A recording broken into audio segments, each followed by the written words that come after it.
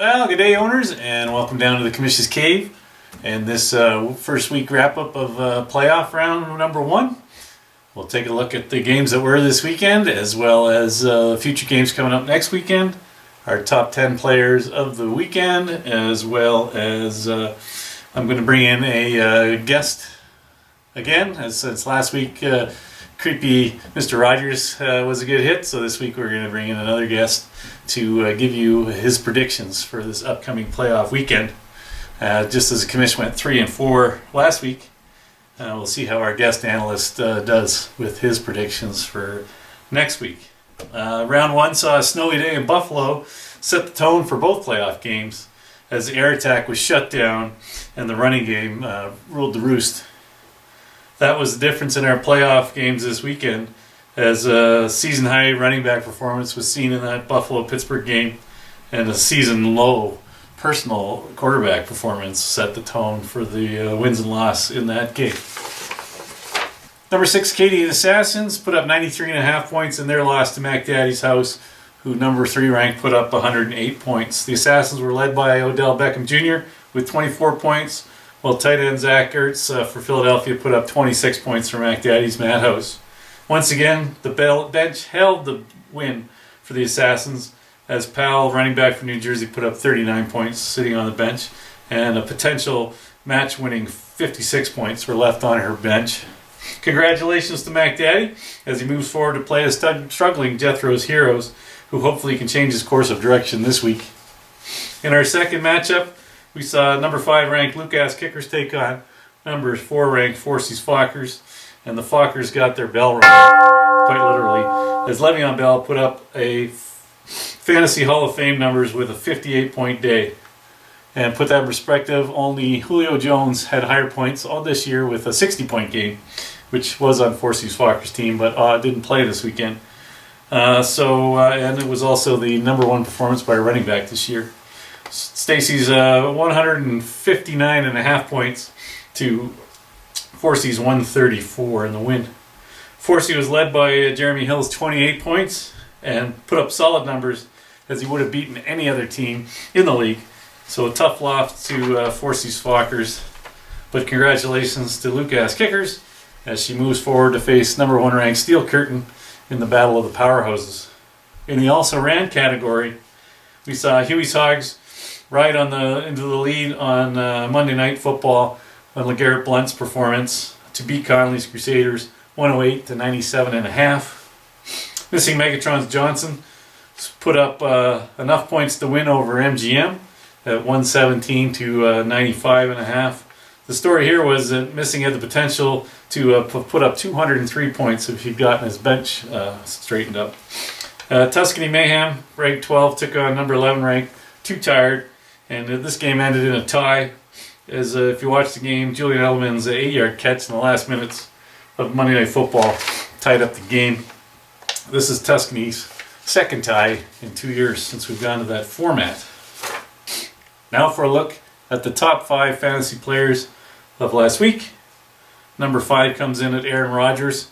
He had 32 points put up and Too Tired had him. Number 4, we saw Chris Hogan, the wide receiver for New England, put up 34 points, and he sat on Tuscany Mayhem's bench. We also saw number 3, Blaine Powell, running back for the Jets. He put up 39 points for the Canadian Assassins, but unfortunately he was sitting on the bench as well. Number 2 performer was Tom Brady. He put up 44 points, missing Megatron's Johnson, also on the bench. And Le'Veon Bell, as mentioned, put up 58 points for Lukas Kickers in her win. Tight end was Zach Entz, Philadelphia, 26 points for Mac Daddy. The defensive player of the game was Vic Beasley Jr. for Atlanta. Defensive end, put up 27 points. He's on waiver wires. Defense special teams, Atlanta Falcons, they put up 28 points. Missing Megatron's Johnson. And the kicker was Kirk Novak for Houston. He put up 19 points for Too Tired. Coming up next week on the playoffs, everybody's in, the buys are done. So we got number 5 Lukas Kickers taking on number 1 Steel Curtain. We've got number 3 Mac Daddy taking on number 2 Jethro's Heroes. We've got number 6 Canadian Assassins taking on number 4 Forces Fockers. We've got missing Megatron's Johnson at number 10 taking on 8th ranked Huey's Hogs.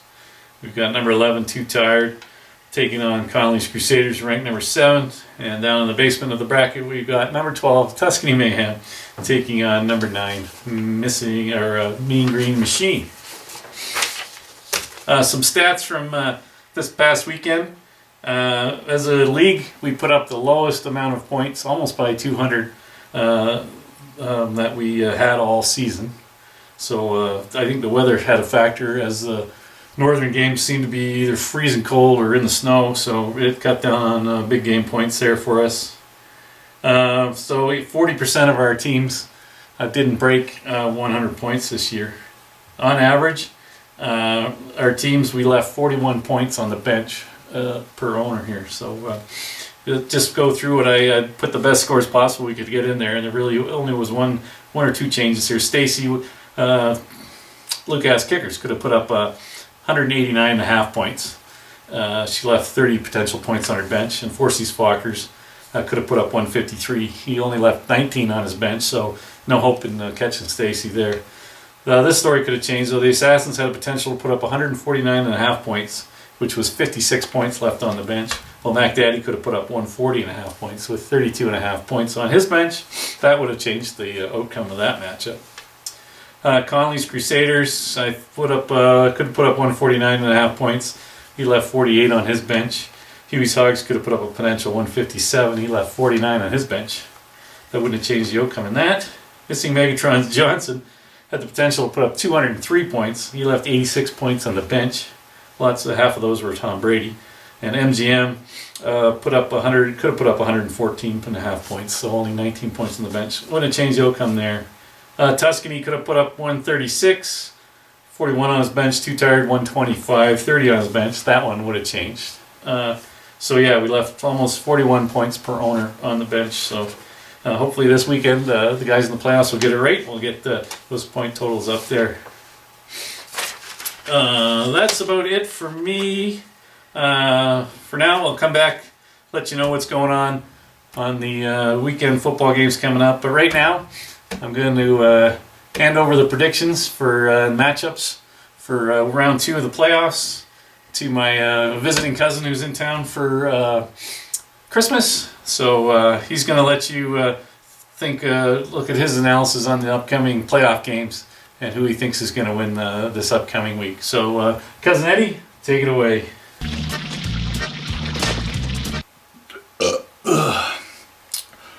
Thanks, Cousin Commish. Merry Christmas, everyone. Shitter was full. Anyway, here are my predictions for round 2 of the playoffs. We're going to go first with number 5, Lucas Kickers, taking on number 1, Steel Curtain. Lucas would have won the 4 of the last 5 matchups between these two if they played head-to-head over the last 5 weeks. However, in their matchup this year, Steel Curtain beat Lucas Kickers 124 to 106. Cam's in with taking on the Redskins, and they have been averaging holding quarterbacks to 22 points, and Cam's been having a subpar year, so we'll probably see him putting up less than 22 points. However, if you factor in the Monday Night Football game, it is the Redskins against Carolina. Players do show up a little bit better for those games, so it could be a good game for him. Le'Veon Bell's in Cincinnati. However, Cincinnati's trying to play spoiler to Pittsburgh's run for the playoffs, so that should be a tough matchup for them.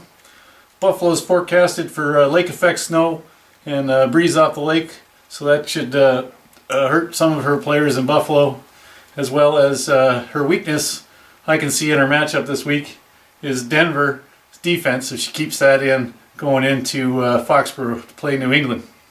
On the other side of the ball, Steel Curtain's got Matt Ryan in San Francisco, and this could be a good game, but unfortunately they might get out ahead early and switch the run, which would keep Matt Ryan's points down. I think Amari Cooper in San Diego is going to have a big game. Steel Curtain really doesn't have any weather in a factor for him, so I see another win for Steel Curtain over Lucas Kickers. In our second matchup, we see number 3 Mac Daddy take on number 2 Jethro's Heroes. ESPN has this one as of this morning with Mac Daddy with a 17-point favorite. QBs will be the deciding factor in this one, I think. We got Russell Wilson and Drew Brees, both who put up bad performances last week. However, the Rams are in Seattle and with a new coach, and so I think Russell Wilson will bounce back pretty good. However, they might get ahead pretty quick in that game as well and switch to a running game to eat up the clock, so that could hurt Mac Daddy. His backup, Ryan Tannehill, who is out with a sprained knee for at least 2 games, so he really doesn't have a backup unless he picks somebody else up off a waiver wire. Drew Brees is in taking on Arizona with Carson Palmer. Should have a big day. Hopefully that's a shootout, unless Arizona puts the ball in David Johnson's hand for most of the game and runs up the clock there. Wide receiver Jarvis Landry is in New York with the Miami's new quarterback to replace Tannehill, so I don't see him putting up much points, as well as Tyler Eifert, Cincinnati's tight end for Jethro's, up against Pittsburgh and a tight D game there, and with weather as well, I don't see him putting up too many points either. I think this game will be closer than 17 points, but I see the game going to Mac Daddy. In the Battle of Who Cares, we've got Acadian Assassins taking on Forces Fockers, and we see Forces Fockers taking that one. Tuscany Mayhem taking on MGM. I see MGM slide due to injury still continue as Tuscany finally gets the win. Missing Megatron's Johnson takes on Huey's Hogs. I think he's going to get the lineup right this week, and Huey's Hogs will fall to Missing Megatron's Johnson. And Conley's Crusaders take on Too Tired, and Conley will put up more points and finally get a win as well. So those are my picks for you there, Cousin Steve or Commish. Take care. Merry Christmas, everybody.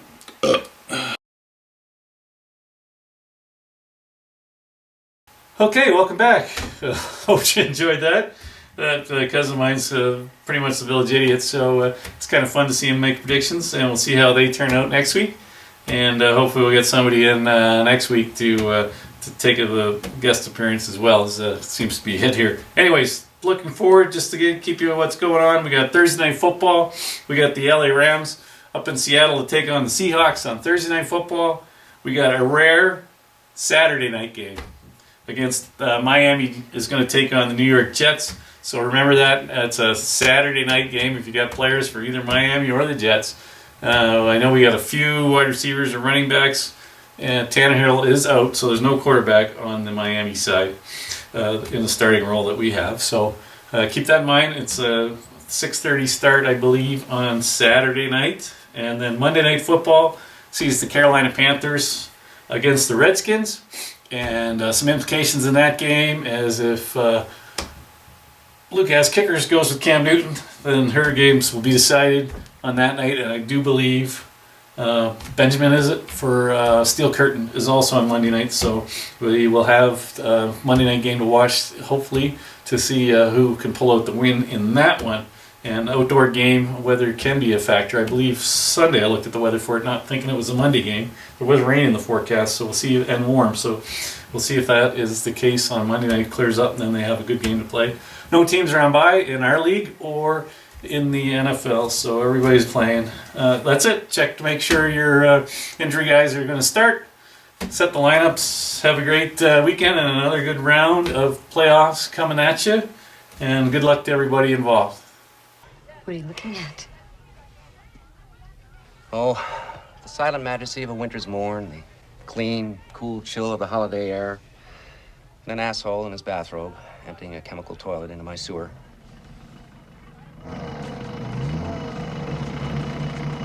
Shitter was full!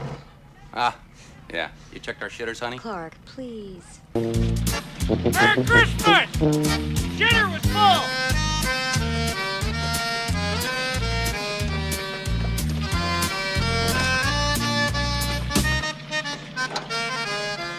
Thank